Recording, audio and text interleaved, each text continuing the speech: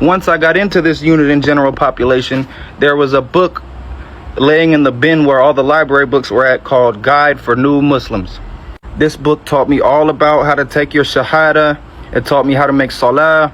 It taught me about DOA. It has certain hadith in there. Basically everything you need to know to actually get yourself started in Islam. Months go by. I'm kicking it with everybody. I'm cool with everybody. I'm walking around calling myself API. That's the homies. We were all sitting at the table one night, and one of them heard me say Bismillah over my food. He questioned me where I heard that from, and I told him I was a Muslim. I was unaware that you could not be API if you was a Muslim. It turned into a big problem. So right as we're having this little argument, they call for lockdown. Everybody has to go back to your cell for 2 hours.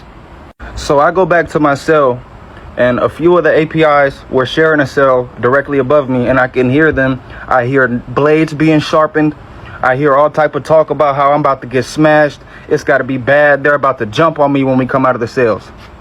One thing I did not want to do was call the COs and slide a note to them and tell them I felt unsafe, because that'll have you labeled as being scary or being scared or something like that.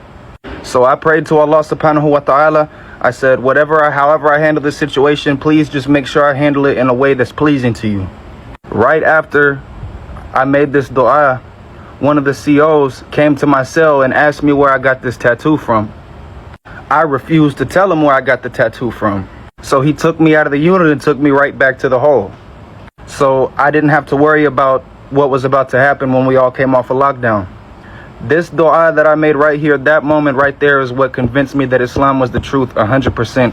And from that day forward, I've stuck to Islam, and I will remain a Muslim, and I will die as a Muslim.